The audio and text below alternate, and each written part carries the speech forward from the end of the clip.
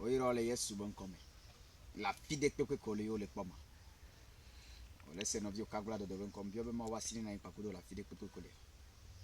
Le Yesu Kristo bon come. Jehovah ma one duchi na o. Le Yesu Kristo bon come. Ye eya. Apeto Yesu Kristo na yira o la fike yo le. Bio be ma wasi na ipakudo le no patame.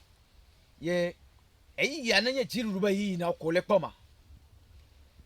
Ndima pompo na mereso kuro katutu nti enu koyo na be katutu délivrance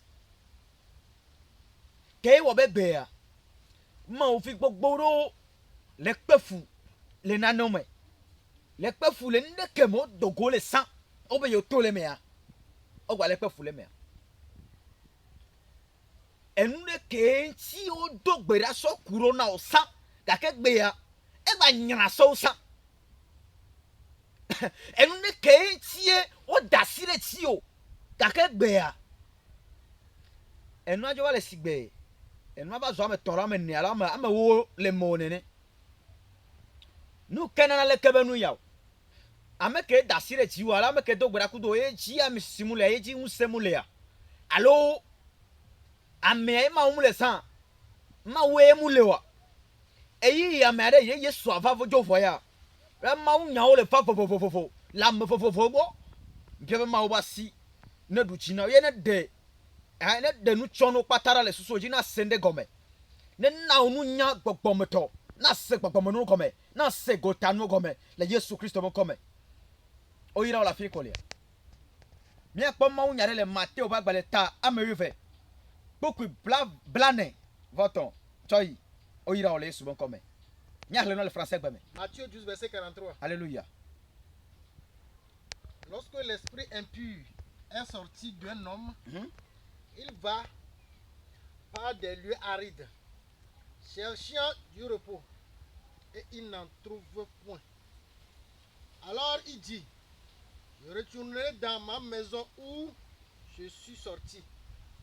Et quand il arrive, il la trouve vide, balayé et orné.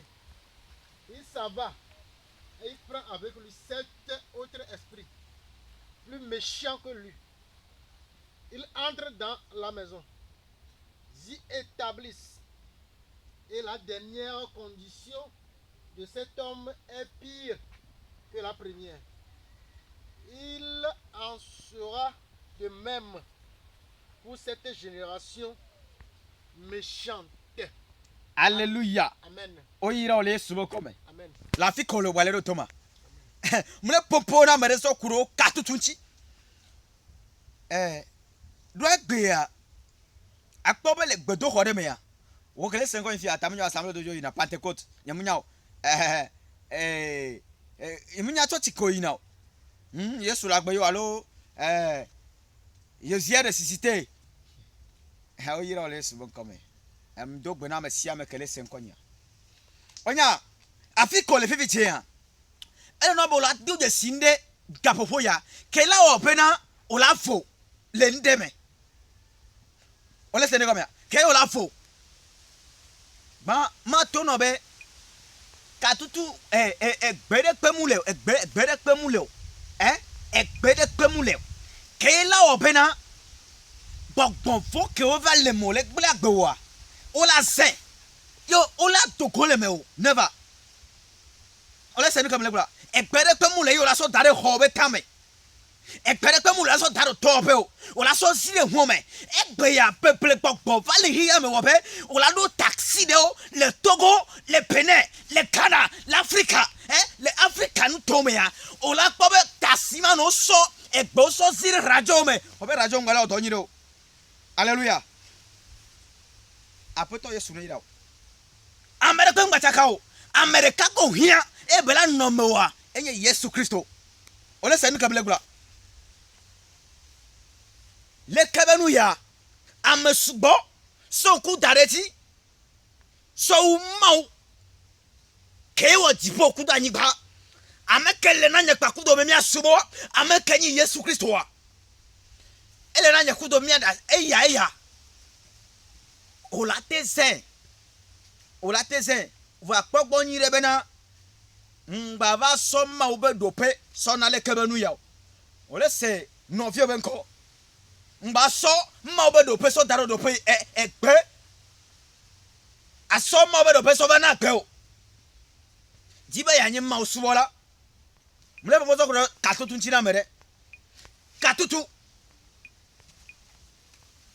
Egbe ya ma ovie ngbatele ho katutu. Do nu kansi o.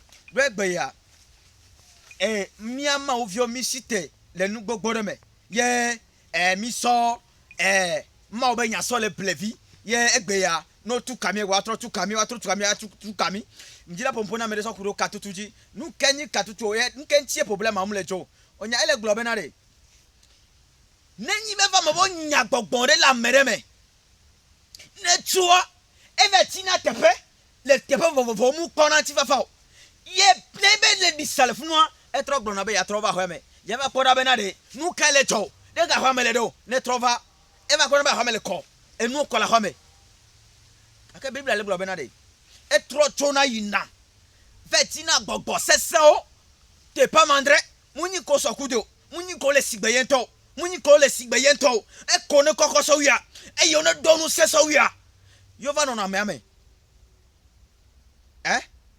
est-ce que egbe ko le dura de taw nukunu ko le ji egbe ko kwato le dura de taw fifi jare o le egbe soso le hoya alo o le hoye nyumunya de ko le hoado voile me na nya be eyi yanyi eyi re ko la zon kudo si jeje na imbe nu o pori ma no kpore nu enu fori la si o san ye o so le kebe nu fori yawo so dare si be consider de kanene no mu ka sinchi wa mu lo ja hwe si gbebe na nebo sole kebenu pori yo so zire sime si be kwasire ka yo mbale yo mtenye o mtenye enyina enyo na ube na da si dare fi kebele ya ne ba na fufu nene munyo be abase so be yanye hokwa abase so zire sime ke yo manyo egbe ami ba so mi aroko so donu vovovo me no gbe so le nu ke wala wa me ne ba ojibe ya trore ma ochi ma ona tuka yare jagwa nya mere ke le pre ne ma oba tuka ano gbe so ne ma ba de gaw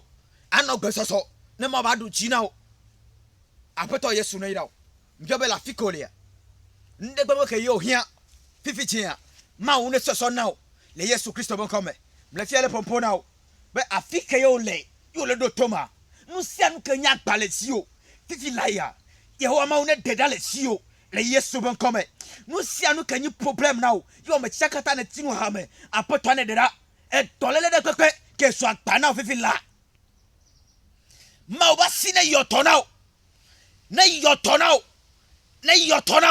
le yesu mo come o irao bye.